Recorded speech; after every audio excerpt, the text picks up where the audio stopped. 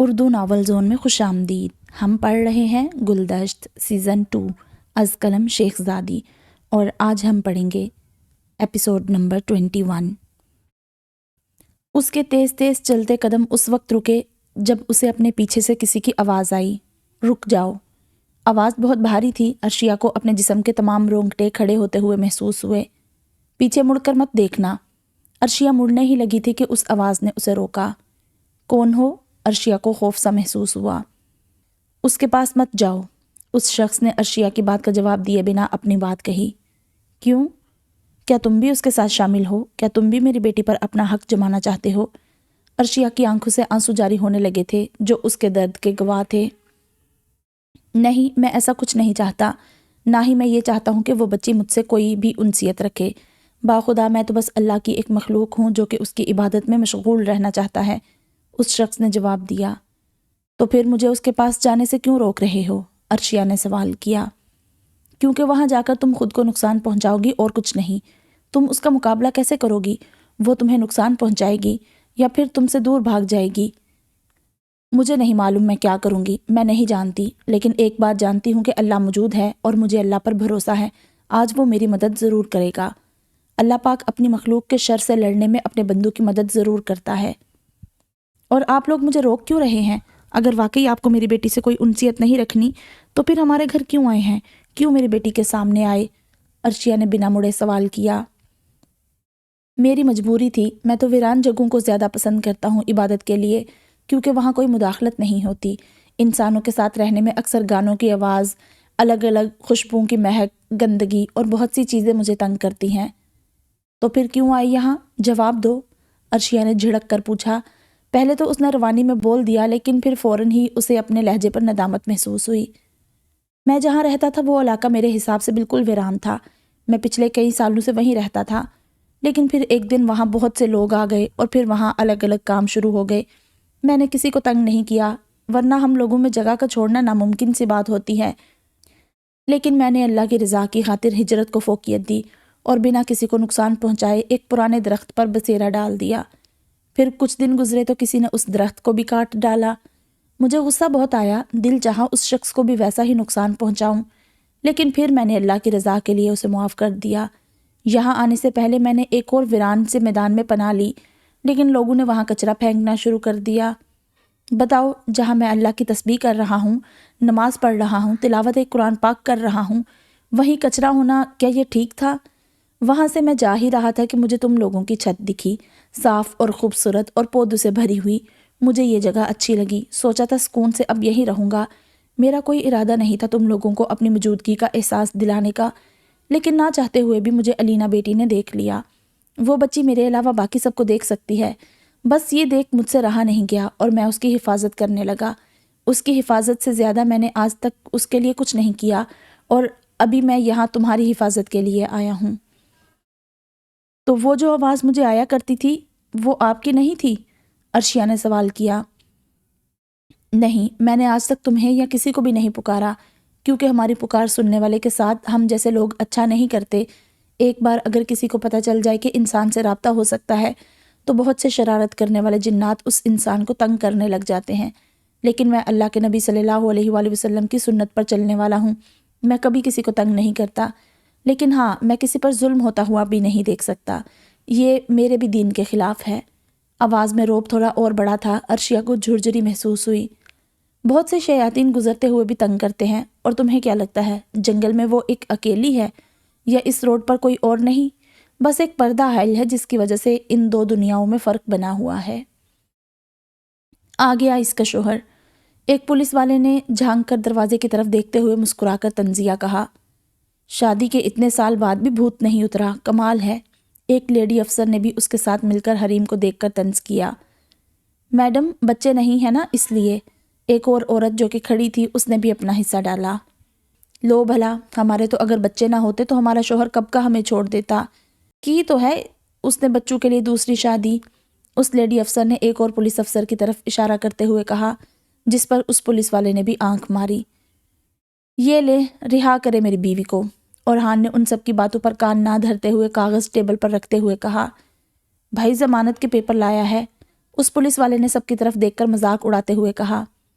لیکن سر، ایک اور پولیس والا جو کہ غالباً پیسے لے چکا تھا حریم کو مارنے کے لیے، ایک دم اس پولیس افسر کی جانب بڑھا جس کو اس نے فوراً ہی انگلی اٹھا کر روکا۔ کل صبح لانا یہ پیپر، ابھی تو وقت ختم، پولیس والے نے پرسکون انداز میں کہا۔ اٹھانے کا کوئی وقت نہیں ہوتا۔ اورحان کو غصہ آیا۔ تجھے بھی اندر کر دوں کیا؟ کل تو بڑی منتیں کر رہا تھا اور آج اکڑ دکھا رہا ہے۔ اب کی بار پولیس والے کا انداز ذلیل کرنے والا تھا۔ نہیں نہیں، یہ نہیں کریں۔ پیچھے سے آتی شاہویز کی آواز سن کر اورحان نے ایک دم مڑ کر دیکھا۔ وکیل بھی آیا ہے بھائی، کرسی لگاؤ، جانتے نہیں ہو بڑے وکیل ہیں۔ اس پولیس والے نے مزید بے عزتی کی۔ آپ میری کلائنٹ کو ابھی کے ابھی رہا کریں، شاہویز نے بہت ٹھنڈے انداز میں مسکراتے ہوئے مخاطب کیا۔ کر دو بھائی، کر دو رہا میڈم کو، دیکھ نہیں رہے شوہر اور عاشق ساتھ ساتھ آئے ہیں۔ اس پولیس والے کی بات اورحان کے تن بدن میں آگ لگا گئی۔ وہ ابھی کچھ کہتا کہ شاہویز نے اسے ایک دم ہاتھ پکڑ کر کچھ بھی کرنے سے روکا۔ یہ تمہیں اکسانا ہی چاہتے ہیں، رک جاؤ، شاہویز نے آہستہ سے کہا۔ اس سے پہلے اورحان کچھ کہتا یا کرتا، حریم کو سلاخوں کے پیچھے سے آتا دیکھ اس کا سارا غصہ جھاگ کی طرح بیٹھ گیا۔ پولیس والے نے کیا کہا یا کیا کیا، اسے اب اس سب سے کوئی سروکار نہیں تھا۔ وہ بھاگتا ہوا حریم کے پاس گیا اور اسے نظر بھر کر دیکھنے لگا۔ کرمنلز کا خاندان، پولیس والے نے دبے الفاظوں میں کہا۔ کیا مطلب؟ شاہویز نے اس کی بات سن کر پوچھا۔ مطلب بھی پتہ چل جائے گا۔ ایسا کرنا، اب کی بار ذرا زیادہ فیس لینا تاکہ کچھ سدھرے تو یہ لوگ۔ سستے میں شاید اچھا وکیل مل گیا ہے تبھی دھڑلے سے لوگوں کو مارتے پھر رہے ہیں۔ اب کی بار پولیس والے نے سرسری انداز میں دوسری فائلز کو دیکھتے ہوئے کہا۔ وہ اس لڑکے کا بھائی ہے یا لڑکی کا؟ دوسرے پولیس والے نے سوال کیا۔ لڑکی کا بھائی ہے، ایک بھائی کرائم ڈپارٹمنٹ کا ہیڈ ہے اور باقی دونوں کرمنل۔ اس پولیس والے کی آواز نے حریم اور اورحان کو دونوں کو پلٹنے پر مجبور کر دیا تھا۔ چھوڑ دو، یہ بس ہمیں اکسا رہے ہیں، تم دونوں چلو یہاں سے۔ شاہویز نے ان دونوں کو ہی آگے چلنے کا اشارہ کیا، البتہ دال میں کچھ نہ کچھ کالا تو اسے بھی محسوس ہو گیا تھا۔ اکرم کا کیس ہے نا وہ؟ جاتے جاتے شاہویز کے کان میں بس یہ آواز آئی اور پھر وہ پولیس اسٹیشن سے باہر چلا گیا۔ اور کوئی نہیں آیا کیا؟ حریم نے پولیس اسٹیشن سے باہر نکلتے ہی سوال کیا۔ اس کے ذہن میں پولیس والے کی ہی بات گھوم رہی تھی۔ نہیں، چلو پہلے تمہیں کہیں چلنا ہے، اورحان نے بہت پیار سے اس کا ہاتھ پکڑ کر کہا۔ میں بھی چلتا ہوں۔ شاہویز نے ان دونوں کو دیکھا اور پھر ایک دم یہ کہہ کر مڑا۔ شکریہ بہت بہت، اورحان نے پیچھے سے کہا تو شاہویز کے چلتے قدم ایک دم رکے۔ فیس لوں گا، شکریہ نہیں چاہیے۔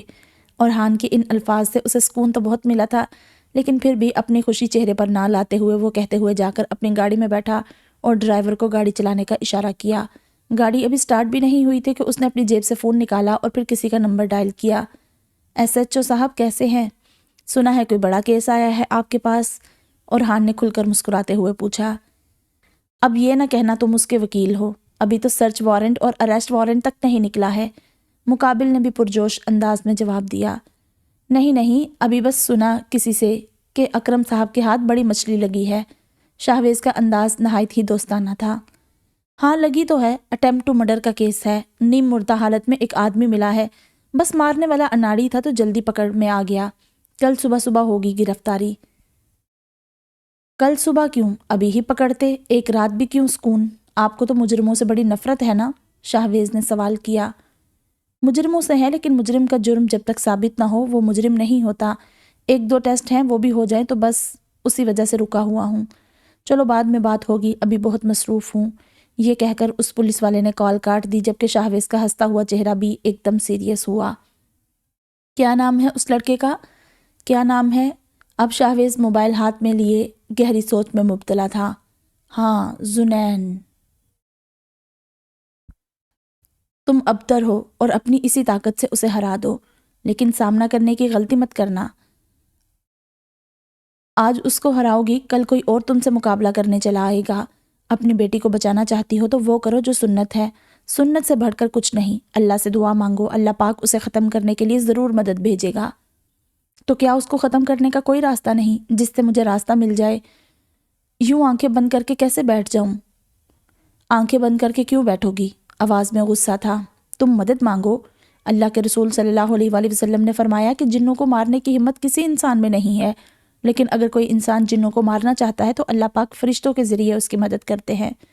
اور ایک اور جگہ اللہ کے رسول صلی اللہ علیہ وآلہ وسلم نے فرمایا کہ جنوں کو مارنے کی ہمت ہر کسی میں نہیں ہوتی، ان کو مارنے کے لیے اللہ پاک اپنے خاص بندوں کو چنتے ہیں۔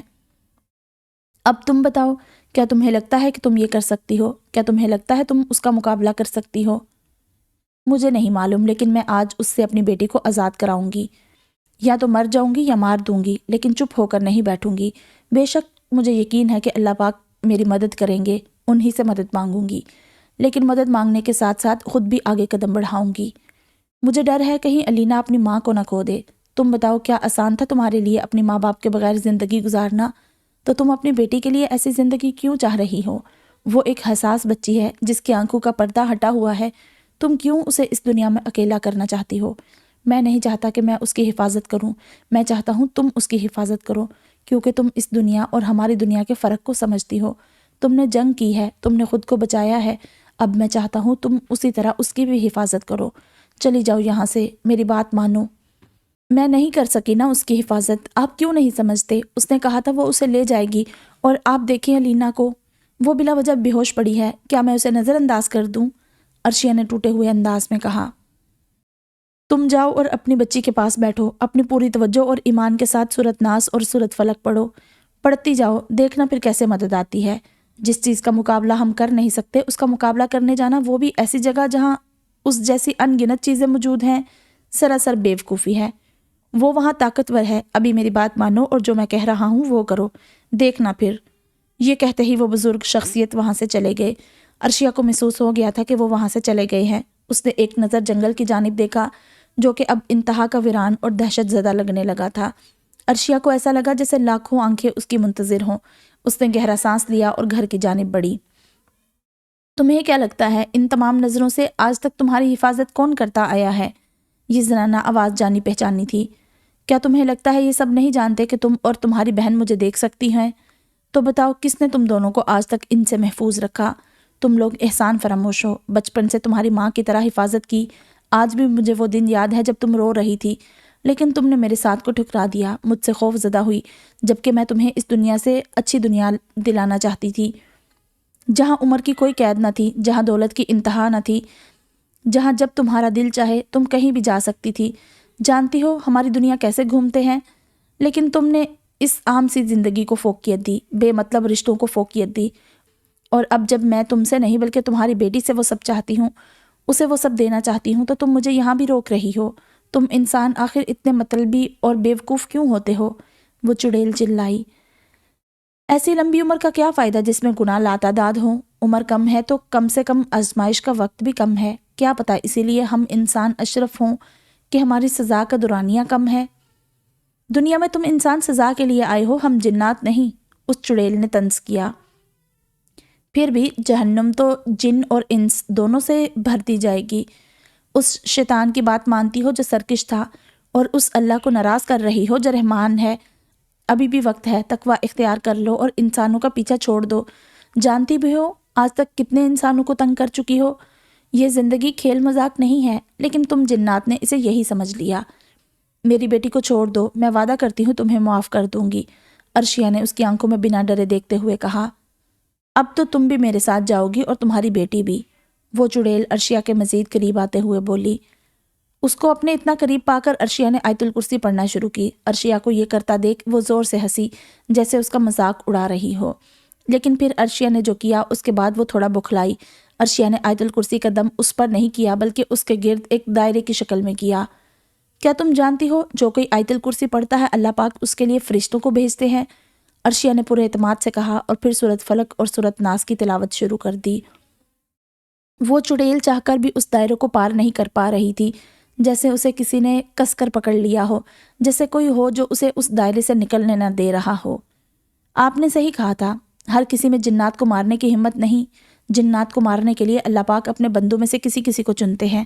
عرشیہ نے سر اٹھا کر اپنے گھر کی چھت کی جانب دیکھ کر کہا، اور اس کے شر کو ختم کرنے کے لیے مجھے یقین ہے اللہ نے مجھے ہی چنا ہے۔ اس بار عرشیہ نے اس چڑیل کی آنکھوں میں دیکھا۔ تم یہ کیسے کر رہی ہو؟ اس چڑیل کی آواز میں درد تھا۔ ماں بہت تکلیف جھیلنے کے بعد اپنی اولاد کو اس دنیا میں لاتی ہے، تم کیا سمجھتی ہو کہ اس ماں کا کوئی رتبہ نہیں ہے؟ جب ماں کچھ کرنے کا ٹھانتی ہے نا تو اللہ پاک اس کی مدد کرتے ہیں۔ ابھی بھی وقت ہے، چاہو تو ایمان لے آؤ اور انسانوں کو تنگ کرنا بند کر دو، میں اللہ سے دعا کروں گی کہ وہ تمہیں معاف کر دیں۔ نہیں، کبھی نہیں، بلکہ اب میں تمہیں اس سے زیادہ تڑپاؤں گی، اس چڑیل نے غراتے ہوئے کہا۔ یہ کہتے ہوئے اس کا چہرہ اور زیادہ خوفناک ہو گیا تھا۔ تو پھر ٹھیک ہے، عرشیہ نے ایک بار اور سورت فلق اور سورت ناس پڑھی، آہستہ آہستہ ٹہر ٹہر کے، جیسے ایک ایک لفظ سے اسے مار رہی ہو۔ وہ مار صاف تھی کہ وہ مار نہیں رہی تھی، بلکہ اللہ کی مدد آ پہنچی تھی، جو کہ انسان اپنی آنکھوں سے نہیں دیکھ سکتا تھا۔ یہ مدد ان کو ملتی ہے جو کامل ایمان رکھتے ہیں، جو اپنے رب کے راستے پر چلتے ہیں اور وقت آنے پر برائی کے خلاف جہاد کرتے ہیں۔ اب کی بار جب عرشیہ نے سورت فاتحہ پڑھنا شروع کی تو عرشیہ کے وجود سے یہ پڑھتے ہی نور نکلنے لگا، جو کہ عرشیہ نہیں دیکھ سکتی تھی، لیکن وہ نور اس چڑیل کو بھی دکھ رہا تھا اور شدید تکلیف بھی پہنچا رہا تھا۔ یہ وہی نور تھا جو اسے جعفر شاہ کے پاس سے اٹھتا ہوا محسوس ہوتا تھا، جس کا سامنا وہ آج تک نہ کر سکی تھی۔ آہستہ آہستہ کر کے وہ بھاپ کی شکل اختیار کرنے لگی۔ شدید جلن تھی جو اسے محسوس ہو رہی تھی، اور ایک زوردار چیخ کے ساتھ سب کچھ ایک دم ختم ہو گیا۔ عرشیہ نے تو اپنی آنکھوں سے بس اسے تڑپتا ہی دیکھا تھا، لیکن جاتے جاتے جو اس چڑیل نے دیکھا وہ اس کے لیے افسوس سے کم نہ تھا۔ اس نے انسان اور خدا کے تعلق کے بیچ میں حائل ہونا چاہا تھا۔ اس نے چاہا تھا وہ اللہ کے بندے کو اس سے دور کر دے اور اپنے آقاؤں کو خوش کرے، لیکن ہوا وہ جو اللہ نے فرمایا تھا کہ شیطان کے جھانسے میں وہ نہیں آئے گا جو نیکی کا راستہ اختیار کرے گا۔ جو مومن ہوگا وہ اس کے شر سے محفوظ رہے گا۔ تم نے اسے اکیلا کیوں چھوڑا؟ ایک بڑے سے میدان میں جہاں ہر طرف خوبصورت پھولدار پودے ہی پودے تھے، کسی کی آواز نے انہیں اپنی طرف مخاطب کیا۔ میں نے کسی کو اکیلا نہیں چھوڑا، جعفر شاہ نے ادھر ادھر دیکھتے ہوئے جواب دیا۔ تم اسے وہاں چھوڑ آئے اس وقت جب اسے اور اس کی بچی کو سب سے زیادہ تمہاری ضرورت تھی۔ وہ لڑ رہی ہے اور مکمل تنہا ہے۔ آواز بہت دور سے آ رہی تھی۔ تم کون ہو اور کس کی بات کر رہے ہو؟ جعفر شاہ نے سوال کیا۔ اسے بچا لو اسے، عرشیہ کو بچا لو۔ وہ غلطی کرنے جا رہی ہے، کبھی ختم نہ ہونے والی جنگ شروع کرنے جا رہی ہے، اسے بچاؤ، اٹھو جاؤ گھر۔ آواز قریب آتی جا رہی تھی، جیسے کوئی تیزی سے پاس آ رہا ہو۔ اس سے پہلے کہ وہ اسے دیکھ پاتے ان کی آنکھ جھٹکے سے کھلی۔ کچھ پل تو وہ یہی سوچتے رہے کہ وہ کہاں ہیں، کیونکہ چھت اور دیواریں ان کے کمرے سے بالکل مختلف تھی۔ پھر ان کے کان سے زاویار کی آواز ٹکرائی جو کہ فون پر کسی سے بات کرنے میں مصروف تھا۔ زاویار جعفر شاہ کے بیڈ کے سامنے رکھے بینچ پر بیٹھا ہوا تھا۔ اس کی تھکاوٹ کا اندازہ بار بار اس کی ڈھلکتی گردن سے صاف لگایا جا سکتا تھا، جو کہ شدید نیند کی نشانی تھی۔ ابھی وہ نیند اور ذمہ داری کے بیچ پھنسا ہوا تھا کہ اس کے فون پر ایک دم کسی کی کال آنے لگی۔ فون کو اس نے وائبریٹ پر لگایا ہوا تھا۔ وجہ جعفر شاہ تھے، جنہیں وہ سوتے ہوئے بالکل بھی تنگ نہیں کرنا چاہتا تھا، لیکن جیسے ہی اس نے جیب سے فون نکالا تو اسکرین پر آیا نام دیکھ وہ ایک دم مسکرا دیا۔ سوئی نہیں تم؟ زاویار نے فون کان سے لگاتے ہی کہا۔ نیند نہیں آ رہی۔ آپ کب آئیں گے گھر؟ پریشے نے گھڑی کی جانب دیکھتے ہوئے کہا۔ دعا کرو بابا کو ڈسچارج کر دے جلد سے جلد، زاویار نے سوئے ہوئے جعفر شاہ کو دیکھتے ہوئے کہا۔ کیسے ہیں بابا اب؟ پریشے نے سوال کیا۔ پہلے سے بہت بہتر، حریم کو بھی ضمانت مل گئی ہے، گھر آنے والی ہوگی وہ بھی، زاویار نے جواب دیا، ساتھ ہی حریم کا بتا کر بھی پریشے کو پرسکون کرنے کی کوشش کی۔ شکر ہے اللہ پاک کا۔ پریشے کی آنکھ سے آنسو بہتا ہوا گال پر آ کر رک گیا۔ آنسو پونچھو اور سو جاؤ، انشاءاللہ صبح بابا کے ساتھ گھر آؤں گا۔ زاویار نے دیوار سے سر لگایا تو اس کی گردن میں ایک دم درد اٹھا۔ میں تو نہیں رو رہی، یہ بتائیں آپ ٹھیک ہیں؟ تھک گئے ہوں گے آپ؟ پریشے نے جھٹ سے آنسو پوچھتے ہوئے سوال کیا۔ وہ رو رہی تھی، لیکن اس بات کا اعتراف زاویار سے کرنے کا کیا فائدہ تھا؟ اچھا ٹھیک ہے، تم نہیں رو رہی، بس میں بالکل ٹھیک ہوں۔ اور تھکان کیسی؟ حریم واپس گھر آ رہی ہے، بابا ٹھیک ہو گئے، میری ساری تھکان ختم کرنے کے لیے یہ سب کافی ہے۔ ایک اور بھی بہت اچھی بات بتانی ہے تمہیں، لیکن وہ صبح ہی بتاؤں گا۔ ایک ہاتھ سے اپنی گدی پکڑتے ہوئے وہ مسکراتے ہوئے بولا، حالانکہ اس کے چہرے سے صاف ظاہر تھا کہ اسے اس وقت شدید درد محسوس ہو رہا ہے۔ دونوں ہی ایک دوسرے کے حال سے واقف تھے اور دونوں ہی ایک دوسرے سے اپنے اپنے حال کو چھپا رہے تھے۔ سب کا کتنا خیال رکھتے ہیں آپ، اللہ پاک آپ کو اس کی جزا دے، وہ سب دے جس کے آپ حقدار ہیں۔ پریشے نے زاویار کو دعا دی۔ مجھے اس رب نے تمہیں دے کر سب دے دیا ہے پریشے، میں تم سے محبت کر کے بہت خوش ہوں۔ زاویار نے جان کر ابھی یہ بات کہی تھی، وہ جانتا تھا کہ پریشے اب بھی فاریہ کی باتوں کے زیر اثر ہے۔ کاش میں آپ کو آپ کی اس محبت کا بدلہ دے پاتی۔ پریشے کی آنکھ سے پھر سے آنسو بہہ گئے تھے، جنہیں اس نے آنکھوں سے کچھ دوری پر ہی صاف کر لیا۔ پریشے کی بات سنتے ہی وہ مسکرایا۔ اسے پریشے سے بات کر کے اچھا لگ رہا تھا۔ بہت تھکاوٹ کے باوجود بھی کچھ لوگ ایسے ہوتے ہیں جن سے بات کر کے ہم پرسکون محسوس کرتے ہیں۔ بدلہ مانگا کس نے ہے؟ زاویہ نے چھوٹا سا جواب دیا۔ آپ آ جائیں پھر بات کرتے ہیں۔ پریشے نے تھوڑی دیر خاموش رہنے کے بعد کہا، جیسے وہ جواب ڈھونڈ رہی ہو۔ چلو ایک چیز مانگوں، دو گی؟ زاویہ نے اپنی آنکھیں بند کرتے ہوئے کہا، جبکہ اس کے لبوں پر دلکش سی مسکراہٹ تھی۔ پوچھ کیوں رہے ہیں؟ پریشے نے بھی یہ کہتے ہوئے اپنی آنکھیں بند کر لی۔ حسین سا چہرہ مکمل مرجھایا ہوا تھا۔ مجھے پہلے جیسی پریشے چاہیے، کیا مجھے وہ پریشے مل سکتی ہے؟ زاویہ کے لہجے میں محبت بری التجا تھی۔ پریشے کا دل دھک سے دھڑکا۔ لیکن پھر آپ اگر پرانے والے زاویہ بن گئے تو؟ پریشے بھی آنکھوں کے ساتھ مسکرا دی۔ تو تم ٹھیک کر دینا پھر۔ میں تمہارے ساتھ جینا چاہتا ہوں پریشے، خوش رہنا چاہتا ہوں، چاہے گھر سے باہر کیسے بھی معاملات ہوں۔ میں چاہتا ہوں کہ تمہارے پاس آ کر میں سب بھول جاؤں، ایک خوشگوار زندگی کی شروعات ہو، جہاں کچھ پل کے لیے ہی صحیح لیکن اتنی خوشی ہو کہ تمام مشکلات اور تھکان پر حاوی ہو۔ کیا یہ ممکن ہے؟ زاویہ کی آنکھیں ابھی بھی بند تھی۔ کیا یہ سب میرے ساتھ ممکن ہوگا؟ پریشے نے جیسے ہی آنکھیں کھولی تو اس کی نظر سامنے رکھی ویل چیئر پر پڑی۔ احساس کمتری ایک بار پھر ہر جذبے پر حاوی ہونے لگا تھا۔ یہ سب صرف تمہارے ساتھ ہی ممکن ہے پریشے۔ زاویہ کی آنکھ سے بھی اب کی بار آنسو بہا تھا۔ آپ گھر آ جائیں پھر بات کرتے ہیں۔ پریشے نے یہ کہہ کر فون بند کر دیا۔ وہ فی الحال زاویہ کے سامنے اپنی احساس کمتری کو لانا نہیں چاہتی تھی، نہ ہی اس کی محبت کا سامنا کرنے کی اس میں ہمت تھی۔ زاویہ نے فون کے کٹ ہوتے ہی آنکھیں کھولی تو جعفر شاہ کو اپنی جانب دیکھتا ہوا پا کر وہ ایک دم سیدھا ہوا اور اپنی آنکھیں صاف کرنے لگا۔ تمہیں میری وجہ سے بہت مشکل زندگی گزارنی پڑی نا میرے بچے؟ جعفر شاہ نے اٹکتے اٹکتے بہت مشکل سے کہا۔ زاویہ کی باتیں سن کر کچھ پل کے لیے وہ اپنا خواب بھول گئے تھے۔ نہیں بابا، آپ ایسا کیوں کہہ رہے ہیں؟ میری زندگی بہت اچھی تھی۔ ہاں آپ ہوتے تو اس میں کوئی کمی نہ رہتی۔ زاویہ فوراً ہی لمبے ڈگ بھر کر جعفر شاہ کے پاس گیا۔ اس بچی کو تم میں زندگی بھرتے بھرتے اتنا وقت گزر گیا کہ اب جب تم خوش ہونا چاہتے ہو تو وہ ہی مسکرانا بھول گئی۔ اگر میں ہوتا تو میرا بیٹا ذمہ داریوں کی چکی میں پسنے کی بجائے خوش باش زندگی گزارتا۔ اور پھر اس حادثے سے پہلے تم دونوں اچھے لمحات اپنی جھولی میں سمیٹ چکے ہوتے۔ جعفر شاہ نے نظریں جھکاتے ہوئے کہا، بابا ایسا نہیں ہے، کیا پتا میں تب بھی ایسا ہی ہوتا۔ چھوڑے نا، کیا باتیں کر رہے ہیں؟ زاویہ کی آنکھیں نم ہو گئی تھی۔ بیٹا خوشی کو جتنا محسوس کرو گے اتنا زیادہ خوش رہو گے، اور مشکلات کو جتنا خود پر حاوی کرو گے اتنا ہی زیادہ پریشان۔ جعفر شاہ نے بہت مشکل سے اٹک اٹک کر اپنی بات مکمل کی۔ بابا آپ کیوں خود کو تھکا رہے ہیں؟ ابھی آرام کریں، بعد میں کریں گے نا خوب ساری باتیں۔ زاویہ اپنے بابا کو جاگا ہوا دیکھ کر پورے دل سے خوش تھا۔ عرشیہ ٹھیک ہے؟ جعفر شاہ نے اگلا سوال کیا۔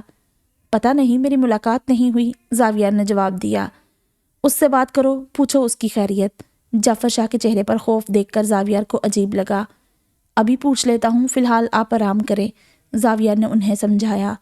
نہیں، پوچھو ابھی۔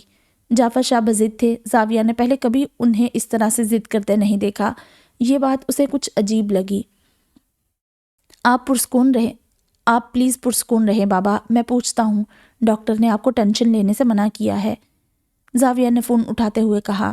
جعفر شاہ نے یہ کہتے ہی آنکھیں بند کر لی۔ آنکھیں بند ہوتے ہی انہیں عرشیہ کا چہرہ دکھا اور ساتھ ہی وہ الفاظ بھی ان کے کانوں میں گونجنے لگے، عرشیہ کو بچا لو، اسے روک لو۔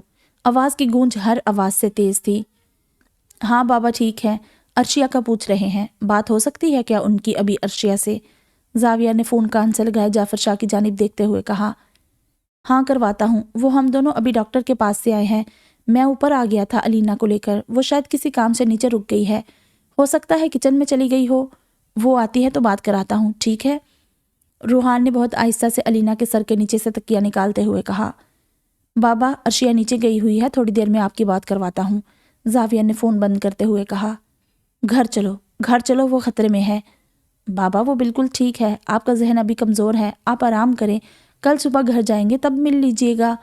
زاویہ جو کہ عرشیہ کی حالت سے ناواقف تھا جعفر شاہ کو سمجھانے لگا۔ نہیں، مجھے ابھی اسے دیکھنا ہے، گھر چلو۔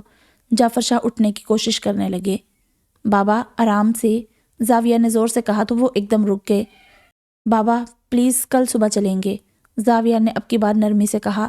اسے اپنے زور سے بولنے پر ندامت محسوس ہو رہی تھی۔ ٹھیک ہے، تو مجھے چھوڑو یہیں اور تم گھر جاؤ، جعفر شاہ بضد تھے، ایک تو بیمار ذہن، اس پر کسی کی آواز کا مسلسل کانوں میں گونجنا، وہ سمجھ نہیں پا رہے تھے کیا کریں۔ بابا، اچھا میں بات کرتا ہوں لیکن آپ تب تک آرام کریں، زاویہ نے انہیں تسلی دلاتے ہوئے کہا اور پھر کمرے سے باہر چلا گیا۔ باہر نکلتے ہی وہ ادھر ادھر دیکھنے لگا۔ عجیب سی بے بسی تھی، کس منہ سے وہ ڈاکٹر کو کہتا کہ اسے ڈسچارج چاہیے؟ ابھی تو اس کے بابا نے آنکھیں کھولی تھی اور آنکھیں کھلتے ہی ڈسچارج ایک ناممکن سی بات تھی۔ اپنے ذہن میں اٹھتی سوچوں کے ہمراہ وہ آفس کی جانب چلا گیا۔ ایک گہرا سانس لے کر اس نے دروازے پر ناک کی۔ آ جائیں۔ ڈاکٹر کی آواز سن کر اسے تسلی ہوئی، ورنہ اسے لگا تھا ڈاکٹر اب تک جا چکا ہوگا۔ جی بولے زاویار صاحب۔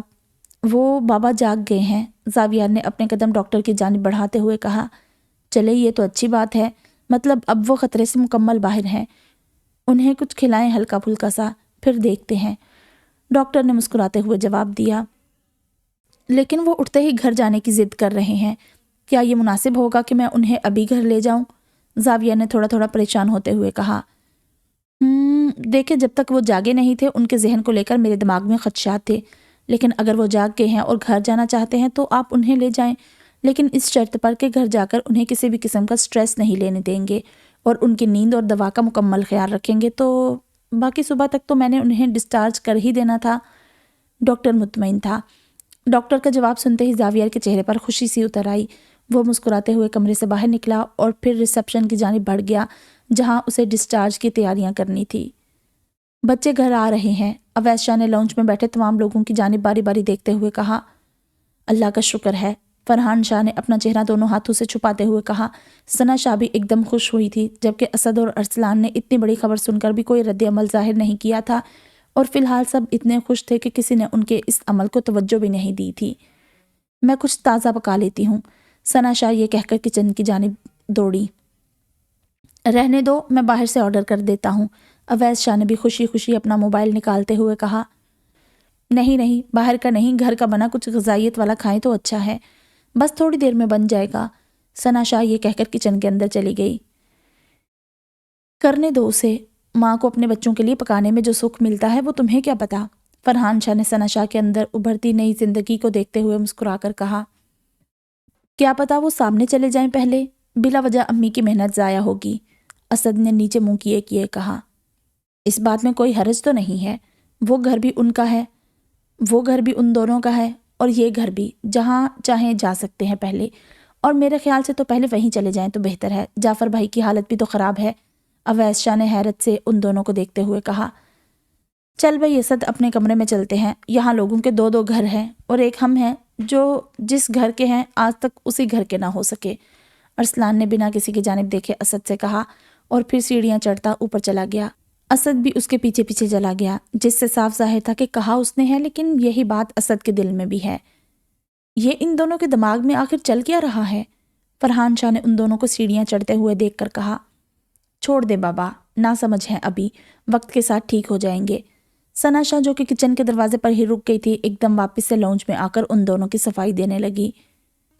ناسمجھی میں اور غلطی میں فرق ہوتا ہے بہو بیگم، لیکن اگر تم کہتی ہو تو فی الحال چھوڑ دیتا ہوں، مجھے تم پر بھروسہ ہے۔ فرحان شاہ یہ کہتے ہوئے ایک بار پھر سیڑھیوں کی جانب دیکھنے لگے جہاں اب وہ دونوں نہیں تھے۔ ہماری ہی غلطی ہے، اگر اتنا عرصہ ان دونوں کو خود سے دور نہ رکھتے تو آج یہ دونوں اتنے سخت دل نہ ہوتے، اویس شاہ نے نظریں جھکاتے ہوئے کہا۔ ماضی میں جو بھی کیا وہ ان دونوں کی بہتری کے لیے کیا گیا تھا، اور آگے بھی جو کیا جائے گا ان دونوں کی بہتری کے لیے ہی کیا جائے گا، اب چاہے یہ دونوں سمجھیں یا نہ سمجھیں، بہت بار سمجھایا جا چکا ہے، اب چھوڑ دے ان دونوں کو۔ ثنا شاہ جو کہ بہت خوش تھی اور ان دونوں کی وجہ سے ماحول میں تناؤ بنتا دیکھ ایک دم غصے میں آ گئی تھی، روانی میں بولتی ہوئی کچن میں چلی گئی تھی۔ اسد اور ارسلان جو کہ سائیڈ میں ہو کر سب کی باتیں سن رہے تھے، ایک دوسرے کی جانب خالی آنکھیں لیے کچھ پل دیکھتے رہے اور پھر اپنے کمرے کی جانب بڑھ گئے۔ تھک گئی ہو ہے نا؟ اورحان نے اسٹیئرنگ ویل سے اپنا ایک ہاتھ ہٹا کر حریم کے ہاتھ پر رکھتے ہوئے پوچھا۔ حریم نے بس اتنا جواب دیا۔ پریشان مت ہونا، یہ کیس اب کی بار مکمل بند ہو جائے گا، دیکھنا، ہم دونوں کی بے گناہی کے ثبوت ہیں شاہویز کے پاس، اورحان نے حریم کو تسلی دلانا چاہیے۔ یہ کیس نہ صحیح کچھ اور صحیح، حریم نے بہت آہستہ سے کہا۔ کیا مطلب؟ اورحان متجسس ہوا، لیکن پھر حریم کی حالت دیکھ فوراً سب بھول گیا۔ چھوڑو یہ سب، گھر چلو اور پہلے آرام کرو، حالت دیکھو اپنی، حریم کی آنکھوں کے نیچے گہرے ہلکے موجود تھے اور سفید خشک ہونٹ مسلسل کانپ رہے تھے۔ میں ٹھیک ہوں، حریم نے بمشکل کہا۔ ابھی وہ کچھ اور کہتا کہ اچانک اورحان کا فون بجنے لگا۔ اورحان نے زنین کا نمبر دیکھ کر فوراً ہی کال ریسیو کی۔ ہاں، بس گھر ہی جا رہے ہیں۔ پہلے سوچا تھا تایا جان سے ملوانے لے جاؤں ہاسپٹل، لیکن حریم کی حالت ٹھیک نہیں، اس لیے گھر لے کر آ رہا ہوں۔ اورحان روانی میں کہتا چلا گیا۔ بات ہوئی کیا تمہاری کسی سے وہاں؟ ابھی کون رکا ہوا ہے؟ اورحان نے مزید سوال کیے۔ کیا ہوا بابا کو؟ کون ہے ہاسپٹل میں؟ حریم ایک دم گھبرا کر بولی۔ ایک لمحے کے اندر اورحان کو اپنی غلطی کا احساس ہوا۔ یہ لو بات کرو۔ اورحان نے جواب میں کچھ نہیں کہا، بس اپنا فون حریم کے آگے کر دیا۔ بھائی کیا ہوا ہے بابا کو؟ حریم نے فوراً ہی موبائل لے کر سوال کیا۔ بابا ٹھیک ہیں، یہ بتاؤ تم کیسی ہو؟ ٹھیک ہو؟ زنین نے سوال کیا۔ مجھے کچھ نہیں ہوا بھائی، بابا کی طبیعت کا بتائیں، مجھ سے چھپائی نہیں، حریم نے پریشان ہوتے ہوئے کہا۔ بابا کی طبیعت کچھ خراب ہو گئی تھی، اب بہتر ہے، اور اب تم بھی گھر آ رہی ہو تو کوئی مسئلے کی بات ہی نہیں، بس تم جلدی سے گھر آ جاؤ، زنین نے بہت پیار سے سمجھاتے ہوئے اپنی بات مکمل کی۔ ہوا کیا ہے بابا کو بھائی؟ حریم نے رونا شروع کر دیا تھا۔ کچھ نہیں، بالکل ٹھیک ہے، ابھی تھوڑی دیر پہلے میری بھائی جان سے بات ہوئی ہے، وہ کہہ رہے تھے کہ بابا ابھی سو رہے ہیں، تو بتاؤ اب اس میں پریشان ہونے کی کیا بات ہے؟ گڑیا تم گھر آؤ، فریش ہو جاؤ، پھر چاہو تو چلی جانا بابا کو دیکھنے، پہلے گھر تو آؤ، زنین اپنی جانب سے مکمل کوشش کر رہا تھا۔ حریم نے بنا کوئی جواب دیے موبائل اورحان کی جانب بڑھایا۔ اب وہ اور کیا بات کرتی؟ واقعی وہ اس وقت اس حال میں نہیں تھی کہ اپنے بابا کے سامنے جا پاتی۔ اچھا بھلا شخص اسے دیکھ کر دل برداشتہ ہو جاتا، تو وہ تو ایک بیمار باپ تھے۔ وہ سمجھ گئی تھی کہ زنین اسے کیوں جانے سے روک رہا ہے۔ حریم سے فون لیتے وقت اورحان کی نظر حریم کے چہرے پر پڑی۔ تھوڑی دیر پہلے اس کے چہرے پر جہاں تھکان موجود تھی، اب وہاں اداسی اور پریشانی بھی صاف دکھائی دے رہی تھی۔ اسے خود پر غصہ آنے لگا۔ زنین بھی سمجھ گیا تھا کہ اب وہ اس سے بات نہیں کر رہی، تو اس نے موبائل کان سے ہٹا کر کال کاٹ دی۔ کیسی ہے حریم؟ گھر آ رہی ہے نا؟ آنیہ نے متجسس ہو کر پوچھا۔ ہاں آ رہی ہے۔ زنین گہری سوچ میں مبتلا تھا۔ کیا ہوا؟ یہ تو خوشخبری کی بات ہے، تو پھر آپ کا چہرہ اتنا اترا ہوا کیوں ہے؟ آنیہ نے زنین کو پریشان دیکھ کر سوال کیا۔ پتہ نہیں، سوچ رہا ہوں کہ اب کیا غلط ہوگا، زنین نے اپنا سر دونوں ہاتھوں سے پکڑتے ہوئے کہا۔ کیسی نا امیدی کی باتیں کر رہے ہیں؟ اللہ نے چاہا تو اب سے سب ٹھیک ہی ہوگا۔ آنیہ نے ہلکا سا زنین کے کندھے پر ہاتھ رکھتے ہوئے اسے دلاسا دینے کی کوشش کی۔ مسلسل کئی سال سے یہی سب چل رہا ہے، کوئی نہ کوئی مشکل، کچھ نہ کچھ مسئلہ، کبھی بیماری، کبھی پریشانی، کبھی کسی اپنے کی موت۔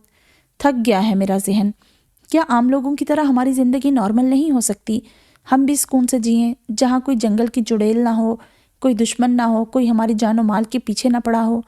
زنین کی آنکھوں میں تھکان کے آثار نمایاں تھے۔ ہمیں کیا معلوم اوروں کی زندگی میں کیا کیا مشکلات ہیں؟ کیا پتہ کتنے ہی لوگ جب ہمارے گھر کے سامنے سے گزرتے ہوں تو کتنی حسرت سے ہمارا گھر دیکھتے ہوں کہ ان کے پاس تو رہنے کو گھر ہی نہیں۔ یہ دنیا ایسی ہی ہے، ہر کوئی کسی نہ کسی آزمائش میں مبتلا ہے، ہم کسی کے چہرے سے اس کی آزمائش کا اندازہ نہیں لگا سکتے۔ آنیہ نے اپنی بات ختم کرتے ہی اپنا سر زنین کے کندھے پر رکھ دیا۔ پھر بھی یار تھوڑا سکون تو ہونا چاہیے نا، میں شکایت نہیں کر رہا، بس ایک بات کر رہا ہوں۔ زنین نے اپنا ہاتھ آنیہ کے گال پر رکھ کر بہت پیار سے اس کے گال کو سہلاتے ہوئے کہا۔ اب یہ سکون کافی نہیں ہے کیا؟ کیسے کیسے مشکل رستوں سے گزر کر اس رب نے مجھے آپ تک پہنچا دیا۔ سکندر اگر اچھا آدمی نکل جاتا تو کیا میں آپ کی ہو پاتی؟ جو بھی ہوا، جیسا بھی ہوا، کم سے کم ہم دونوں تو ساتھ ہیں نا، میرے لیے یہی کافی ہے۔ اور اب آپ بھی اچھی اچھی باتیں کریں، یہ نا امیدی کی باتیں مجھے افسردہ کرتی ہیں۔ آنیہ نے اپنے دونوں ہاتھ زنین کے بازو کے گرد لپیٹ لیے تھے۔ اچھا، اچھی اچھی مطلب رومانٹک ہے نا؟ زنین نے فوراً ہی اسے چھیڑا۔ میں نے ایسا کب کہا؟ آنیہ جھیمپی۔ مذاق کر رہا ہوں، لیکن حرج نہیں ہے ویسے، زنین پورے دل سے مسکراتے ہوئے بولا تو آنیہ نے اس کے پیٹ پر ہلکی سی چٹکی نوچی، جس کے جواب میں وہ ہلکا سا ہلا۔ سوری، اورحان نے نظریں ہٹاتے ہوئے کہا۔ اگر میں اس روز شفق کے گھر نہ جاتی تو یہ سب نہ ہوتا، یہ سب میری غلطی ہے، حریم نے پچھتاوے میں اپنا سر سیٹ پر ہلکے سے مارتے ہوئے کہا۔ کیا کر رہی ہو؟ اورحان نے ایک دم اسے ٹوکا۔ زندگی سے سکون غائب ہو گیا صرف اس ایک حادثے کی وجہ سے۔ پہلے آپ 1 سال جیل میں گزار کر آئے، ابھی آپ کو آئے 2 دن بھی نہیں ہوئے، اور دیکھیں میری وجہ سے آپ کا کیا حال ہوا ہے۔ ادھر بابا کو نہ جانے کیا ہو گیا ہے، باقی سب بھی پریشان ہوں گے، صرف اس وجہ سے کہ میں وہاں اس سے ملنے گئی۔ اگر میں نہ جاتی تو کیا یہ سب ہوتا؟ حریم کو خود سے الجھن محسوس ہونے لگی تھی۔ تم تھکی ہوئی ہو، گھر چلو پہلے، پھر آرام سے بات کریں گے۔ ابھی تم کسی بھی قسم کے سٹریس لینے کی حالت میں نہیں ہو۔ رہی بات تایا جان کی تو وہ ٹھیک ہے بالکل اب۔ ہاں خطرہ تھا، لیکن وہ خطرہ صرف ڈاکٹرز کا ایک خیال تھا کہ اگر وہ اٹھے نہیں تو کچھ غلط ہو سکتا ہے، لیکن جیسا ڈاکٹرز نے سوچا تھا سب کچھ اس کے برعکس ہوا۔ تایا جان جاگے بھی اور کسی بھی قسم کے خطرے سے مکمل باہر بھی ہیں۔ تمہاری ٹینشن لینے سے وہ بے ہوش ہو گئے تھے، لیکن اب بالکل ٹھیک ہیں تو تم پرسکون رہو۔ تمہیں ٹھیک دیکھیں گے تو اور جلدی ٹھیک ہو جائیں گے۔ اورحان خود 2 دن کا تھکا ہوا تھا، لیکن اس کے باوجود بھی اسے حریم کی فکر پریشان کر رہی تھی، مسلسل اسی کو پرسکون کرنے میں لگا تھا۔ یار تمہارے تو احسان بڑھتے جا رہے ہیں مجھ پر، شکریہ بہت بہت۔ زاویہ نے ریسیپشن سے فائل لیتے ہوئے خوشی خوشی فون کان پر لگائے شاہویز سے کہا، زنین شاہ کے خلاف اریسٹ وارنٹ جاری ہونے والا ہے۔ شاہویز نے بنا کسی تمہید کے زاویہ کو آگاہ کیا۔ کیا مطلب؟ زاویہ کو ایسا لگا جیسے اس سے سننے میں کوئی غلطی ہوئی ہے۔ پولیس اسٹیشن میں پولیس والوں کی بات سے اندازہ ہوا، پھر میں نے اکرم سے پوچھا تو اس بات کی تصدیق ہوئی۔ ایک بندہ ملا ہے، سائٹ ایریا کی ایک پرانی بند فیکٹری سے، ادمری حالت میں، علی نام ہے۔ اس کی جیب سے جو موبائل برآمد ہوا ہے اس میں زنین شاہ کی جانب سے دھمکیاں موجود ہیں۔ شاہویز نے ساری بات ایک سانس میں بتائی۔ تو دھمکی دینے کا مطلب یہ تھوڑی ہوتا ہے کہ مارا بھی اسی نے ہو، اور وہ علی مرا تو نہیں ہے نا، زندہ ہے، اس کی گواہی کا انتظار کیوں نہیں کر رہے یہ لوگ؟ زاویہ کو اپنا ذہن مفلوج ہوتا ہوا محسوس ہو رہا تھا۔ یار ابھی تک تو مجھے یہی پتہ چلا ہے، تم کہو تو میں دیکھتا ہوں اس کیس کو، شاہویز نے جواب دیا۔ یار میرے بابا اب یہ بھی ڈسچارج ہوئے ہیں ہسپتال سے، ابھی تو میں انہیں گھر بھی نہیں لے کر گیا، بہن ابھی تک گھر پہنچی نہیں ہے، اور تم کہہ رہے ہو دوسرا بھائی جیل جانے والا ہے۔ بابا کو سٹریس دینے سے منع کیا ہے ڈاکٹر نے، بتاؤ میں کیا کروں؟ کچھ کرو شاہویز، پولیس کو ہمارے دروازے تک آنے سے روک دو۔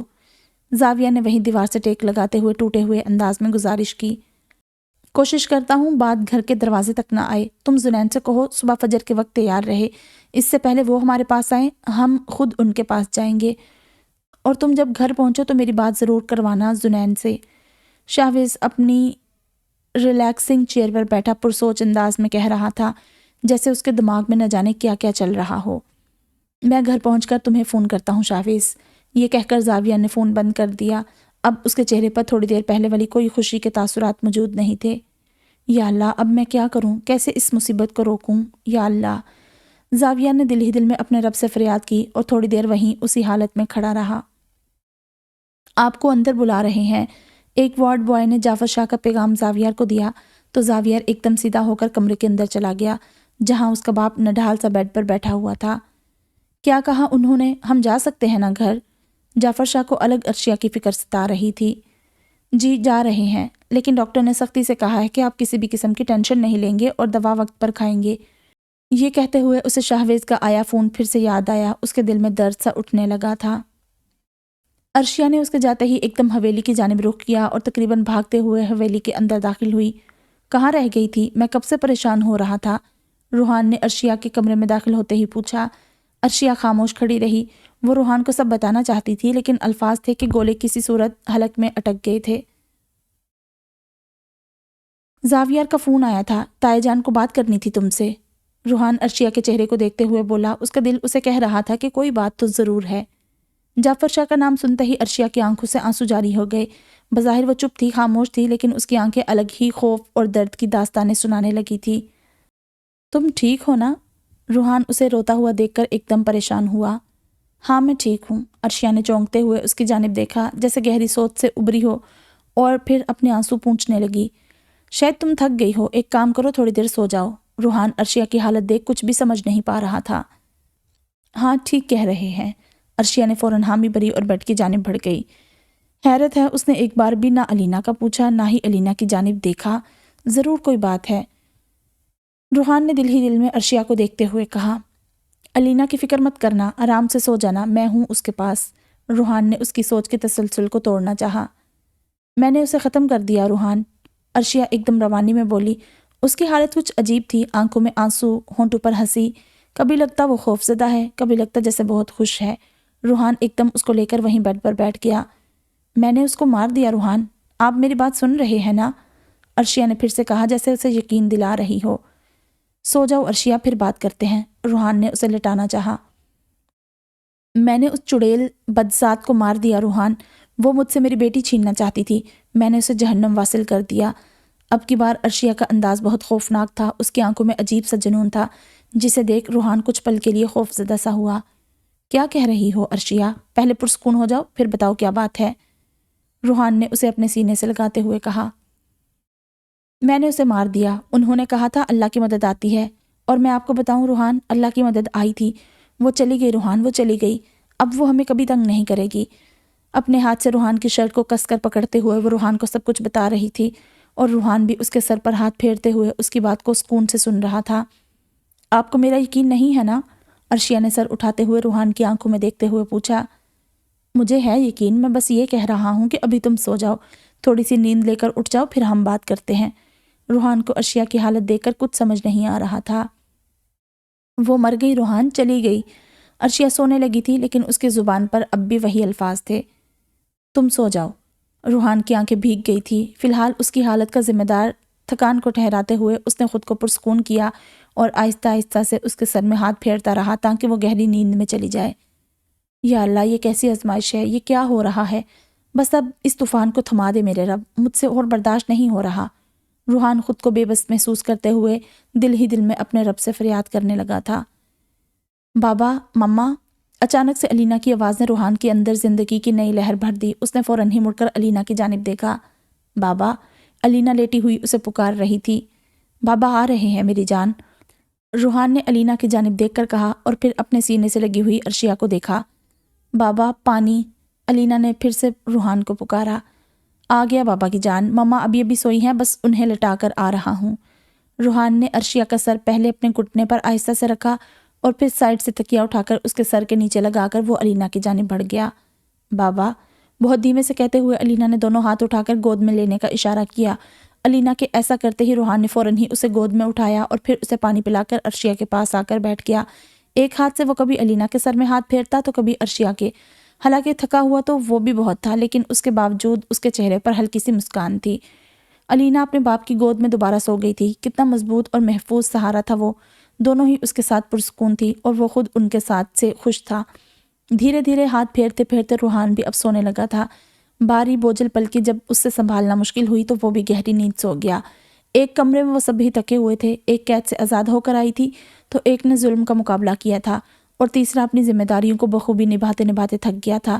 لمبی مسافت تھی لیکن تینوں منزل پر پہنچ گئے تھے اور یہ سکون ان کے سوئے ہوئے چہروں پر صاف ظاہر تھا۔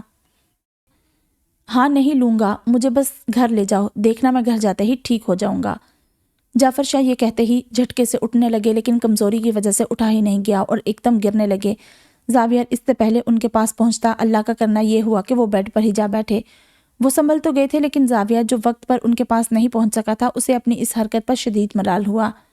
کوئی بات نہیں بچے، مجھے لگی نہیں، میں ٹھیک ہوں۔ جعفر شاہ اپنے بیٹے کے چہرے پر آیا افسوس کا رنگ فوراً پہچان گئے تھے۔ تم ہر وقت ہر کسی کے لیے موجود نہیں ہو سکتے بیٹا، تو جو تم کر نہیں سکتے اس کے لیے خود کو پریشان مت کیا کرو، تم نے کوشش کی یہی بہت ہے۔ جعفر شاہ نے اس کے کندھے پر ہاتھ رکھتے ہوئے کہا، لیکن اگر آپ سہارا نہ لیتے اور گر جاتے تو مجھے آپ کے پاس ہونا چاہیے تھا۔ زاویہ نے ان کا ہاتھ کندھے سے ہٹا کر اپنے ہاتھ میں لیتے ہوئے کہا، نہیں بیٹا، ہر مشکل اور پریشانی کے ساتھ اللہ پاک نے اس کا حل بھی نازل کیا ہے۔ میری پریشانی کا حل یہ بستر تھا، ابھی تم نہیں تھے، اس لیے کہہ رہا ہوں خود کو ہلکان مت کیا کرو۔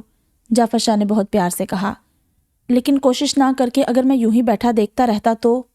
میں یہاں ہوں آپ کا خیال رکھنے کے لیے، نہ کہ کسی اور چیز اور مدد کا انتظار کرنے کے لیے۔ زاویہ کی آنکھوں میں ملال صاف نظر آ رہا تھا۔ تم یہاں کیوں ہو؟ جعفر شاہ نے سوال کیا۔ کیا مطلب بابا؟ آپ کا خیال رکھنے کے لیے؟ زاویہ کو ان کا سوال سمجھ نہیں آیا تھا۔ مطلب تم میرے ساتھ کیوں رکے؟ زنین، روحان، ظفر، اویس، فرحان چچا، کوئی بھی رک سکتے تھے نا، تو تم ہی کیوں یہاں رکے؟ مجھے یقین ہے تم کل رات سے کبھی حریم کے لیے تو کبھی میرے لیے مکمل طور پر پریشان یہاں سے وہاں گھوم رہے ہوگے، اور پھر جب حریم کا کام ہو گیا تو تم یہاں آ گئے۔ ان میں سے بھی تو کوئی آ سکتا تھا نا۔ میں کسی کی برائی نہیں کر رہا، بس تمہیں یہ بتا رہا ہوں کہ تم نے خود پر بہت سارا بوجھ لاد لیا ہے میرے بچے۔ جعفر شاہ نے ٹہر ٹہر کر بہت تحمل اور شفقت بھرے انداز میں کہا، وہ سب یہی تھے بابا، میں تو یہاں بہت کم رکا ہوں، کل بھی ظفر چاچا نے مجھے آرام کرنے کے لیے بھیج دیا تھا، وہ سب ابھی کچھ دیر پہلے ہی تو گئے ہیں۔ ایسا نہیں ہے کہ میں ہی رکا ہوا ہوں، علینا بیچاری کو کل سے بخار ہے، پھر بھی روحان یہیں تھا، ابھی تو بھیجا ہے میں نے ظفر چاچا کو، ورنہ وہ تھے یہاں۔ زاویہ نے سب کی جانب سے صفائی دی۔ تم سمجھ نہیں رہے ہو میرے بچے، میں صرف ابھی کی بات نہیں کر رہا ہوں، میں عام دنوں کی بھی بات کر رہا ہوں۔ تم ہمیشہ سب کی مدد نہیں کر سکتے میرے بچے، خود کو وقت دو، اس بچی کو وقت دو، اسے بھی تو تمہاری ضرورت ہے۔ سوچو اس نے تمہارے بغیر کیسے سب کچھ کیا ہوگا، اسے تو چھوٹی چھوٹی چیزوں کے لیے تمہاری ضرورت ہوتی ہے۔ اب اگر علینا کو بخار ہے تو عرشیہ بھی اس کے پاس نہیں ہوگی، آنیہ گھر کا سارا کام اکیلے سنبھال رہی ہوگی، تو اسے بھی زیادہ وقت نہیں ملا ہوگا پریشے کے پاس جانے کا۔